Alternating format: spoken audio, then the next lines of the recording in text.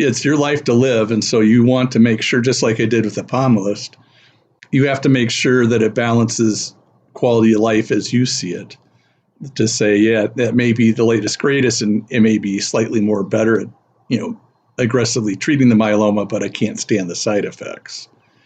And so we need to do something different. And the other one is there's one of our long-term patients in our group is really struggling. If at some level you have to come back to when do I pull the plug or not? And that's something I'm not there yet myself, but that's, I've had the discussion, and it is very true that you have to really start thinking about that. Of if your quality of life is really, if I'm just going to treat it and I'm going to spend all day in bed vomiting, is that really worth going down that path? So there's what's the burden you want to put on yourself? What's the burden you want to put on your family? And I've done high level thinking about it. I've actually, a friend of mine contacted.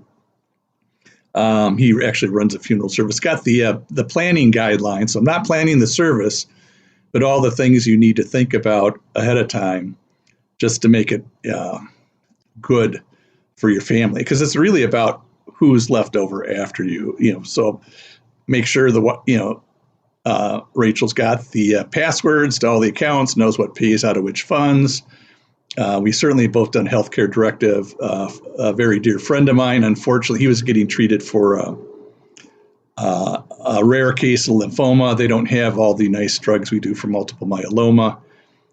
So he just completed his 8th cycle and final cycle of chemotherapy, and then because of the low platelets, through a brain aneurysm, and I don't think he had that conversation with the wife. So I can't. He's alive. He's can get up in a wheelchair and move one arm and stuff, but he's not the person. Doesn't remember most of his life, and I don't know if that's the quality of life he would have chosen if asked up front.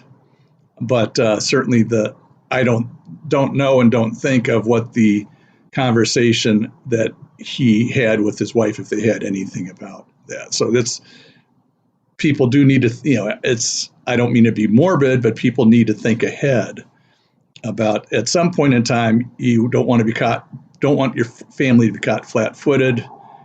So your wife will know if you're, we try to share responsibility, but I'm the online bill payer, so everything gets paid online, and few things are cut with a check.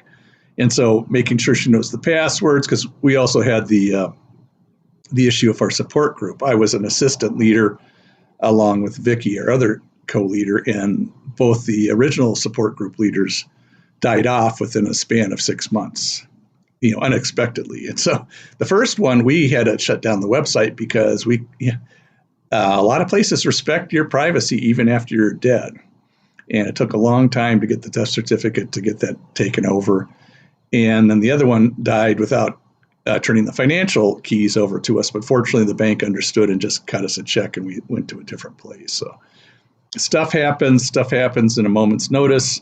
And so you, at some level, do need to be prepared for it ahead of time. And so we now use a shared drive and have, both. It's not just my emails, Vicky's phone number or vice versa, to get into stuff. So we have contingency plans. And the same thing, personal life for people, get that healthcare directive done, get that power of attorney done, get that will and beneficiaries done, get it done ahead of time. It's not about you, it's about your family, and you're not being morbid. You're thinking of them.